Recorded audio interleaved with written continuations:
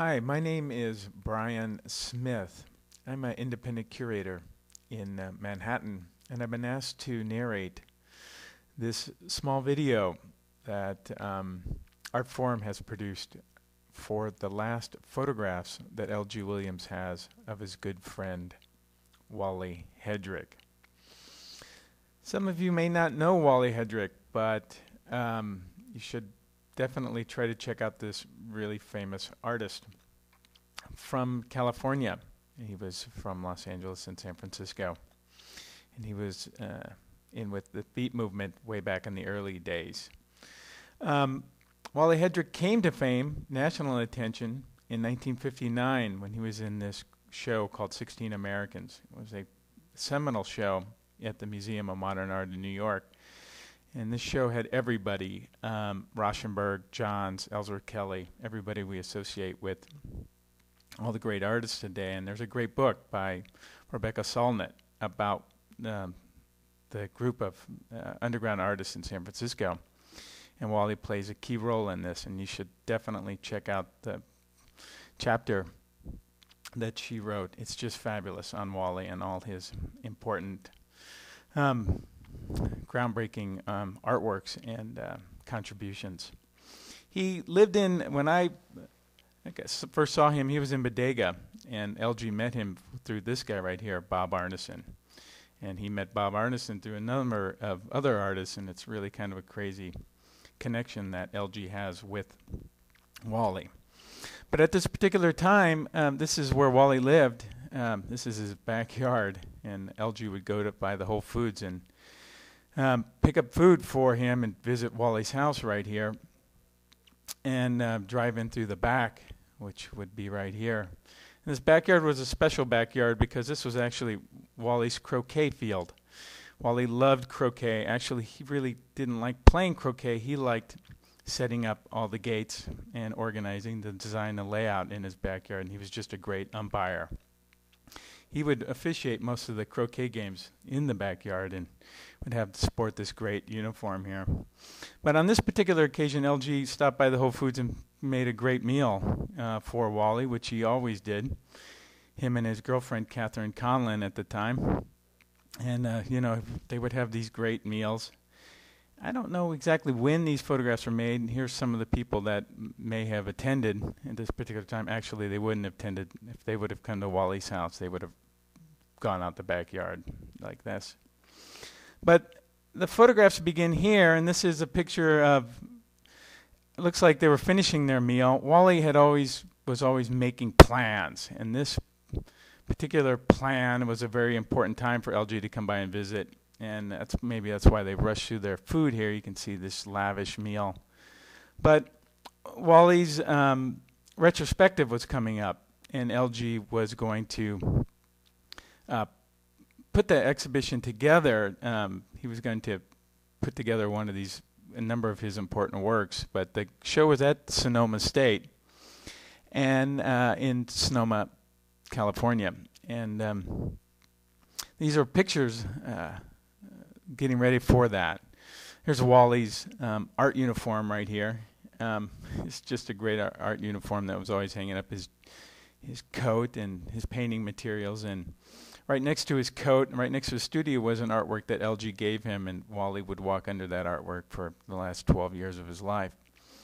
Wally had all these plans made out of getting ready for this exhibit, so LG and Wally were going over these things. Wally always had this calendar up on the wall and was always writing cryptic notes and writing things all over, and here's an example of what they were doing. Wally would tell him exactly what he needed to do and what would be going on, and he would go over them twice and check his list, and they would go over that. Here's a map of the Sonoma State Art Gallery, and Wally had all his pieces arranged. It would be the show surveyed, roughly 40 years of artwork. Michael and Carla here just did a fabulous job at this show. This looks like the date when the opening date would be. Wally, of course, would not attend probably, but Wally's artworks just covered the gamut. And here's some of the things that his artworks would be, dealing with, and I couldn't even begin to go through that list.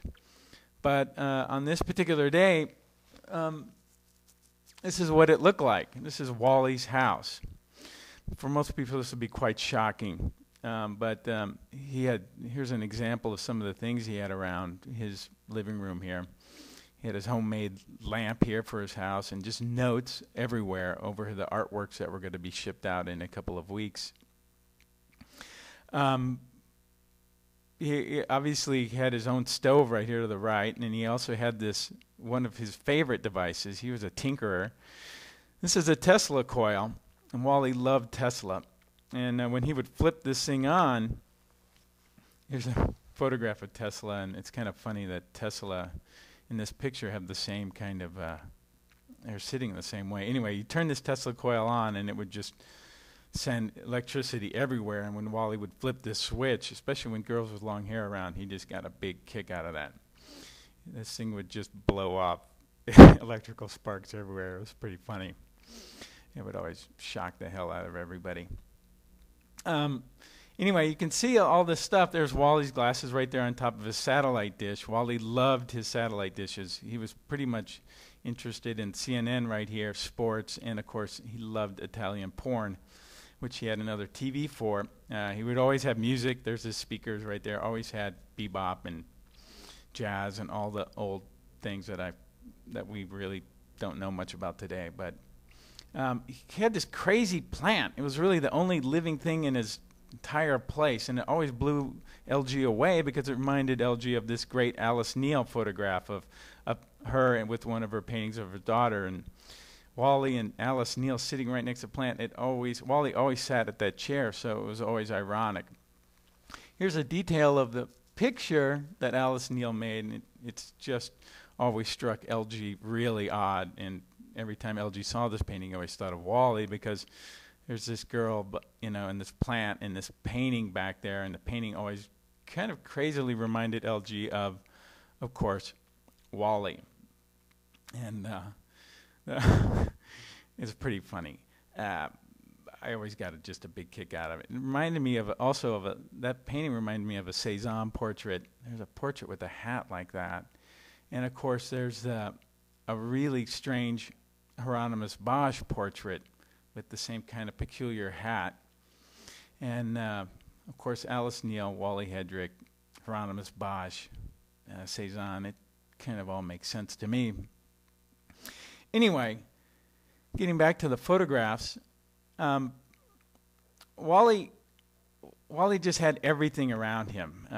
It wasn't a conventional house, it was a studio. He had all his gadgets. Wally actually made a living as a fix-it person. He fixed actually 2 of my telephones that broke. I sent them out to him, and he sent them back pretty fast. And he was pretty reasonable as the charges. But right there in this particular photograph, all these artworks right there are getting ready for a show. The dog would eat next to us. Here's Wally drinking his favorite beer, and looks like he loved apple pie, and LG would always bring him out apple pie. This is one of the strangest photographs of Wally, because this is just a really odd pose for Wally. Wally's sizing up LG here, and he never really would do that. But only in the latter couple meetings did Wally start looking at LG like this. And I, of course, love this reflection on the table. It makes Wally look young. It's really kind of funny. But this is a more characteristic photograph of Wally right in the middle of laughing when he's trying to drink. And Wally would always be full of laughs. He was always laughing with LG. But what always struck LG strange was the way that Wally holds his beer. It's not like John Wayne, but he really holds his beer like an artist. I mean, it's very delicate. Even though it looks like he's drinking a Bordeaux here, he's really would love to drink Rainier Ale. But on this, when LG came out, LG would never allow him to drink Rainier. LG would always bring out Sierra Nevada. And the dog would eat too, and here's the dog on their table, and he would just sit between LG and Wally. Anyway, at this particular time, LG also brought out 2 new books that he had made for Wally. One was a comprehensive book of his biography. Oh, that's the way to his studio right there. And a book about the Black Paintings show, and here's Wally looking through the proofs of the book. Wally had one of the greatest hat racks in hat rack history. It's right here. It's a sculpture of a dog here, and the dog would hold his caps, and Wally usually was always wearing his caps, especially out in the hot sun in Northern California. I don't know if the dog liked the hat rack or not. But anyway, Wally's looking over the proofs for the book.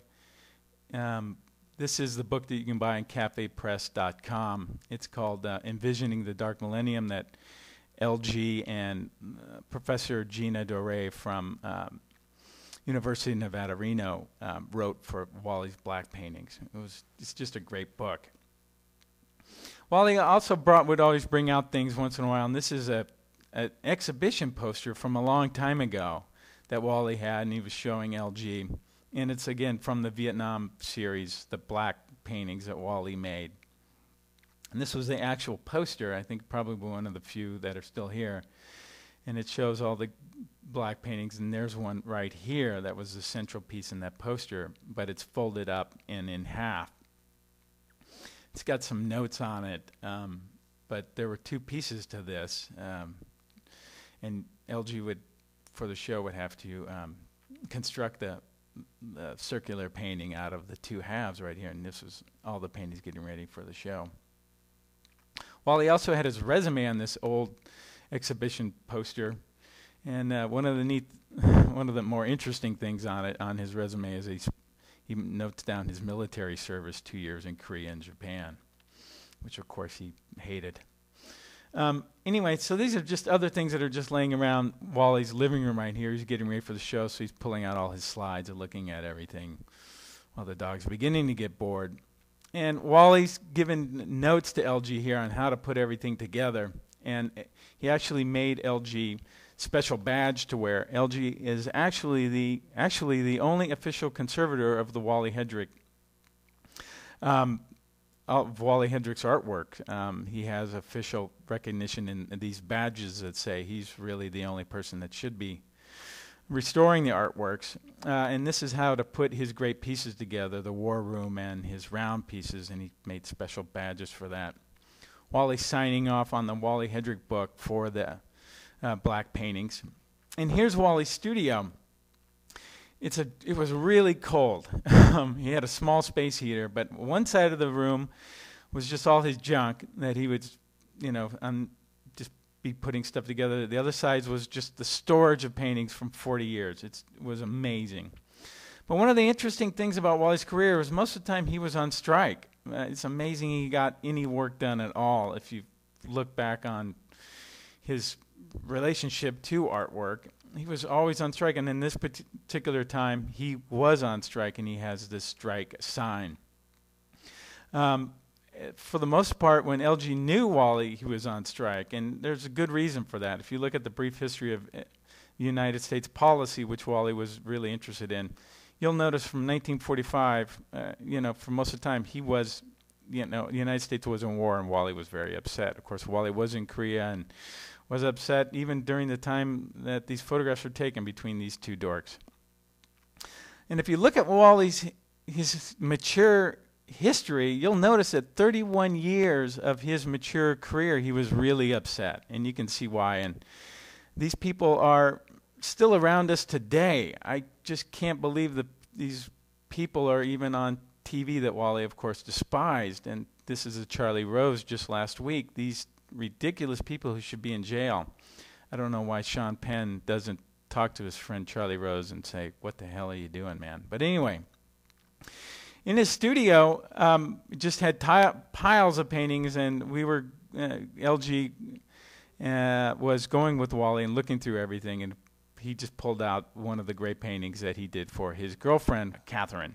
It was a gigantic organ. But you can see Wally's studio here just full of stuff, and Wally just was always writing notes and putting them up on the walls everywhere. And you can see behind, right where he would paint his pictures, just tons of notes. There should be an exhibit just of Wally Hedrick notes. And they were just all over the place. He just was, even though he was on strike, I don't think he was in strike for making notes. And this one note accuses somebody of raping somebody in the rectory. I don't really know what that means. But I'd like to thank our photographer, who Wally, of course, loved as well. And I want to thank you, too, for looking at these last pictures that LG has of his good friend, Wally Hedrick. Look him up on the internet, www.wallyhedrick.com, and you can find more information about these videos right here. Thank you.